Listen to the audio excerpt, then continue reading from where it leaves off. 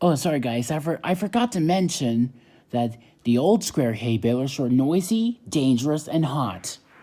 But the new round hay balers are quiet, safe, and cool.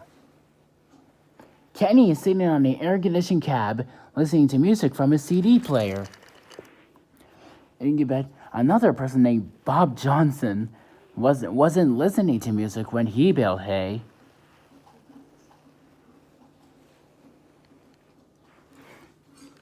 Oh, okay guys, that's all I needed to say about these new round hay balers. Goodbye.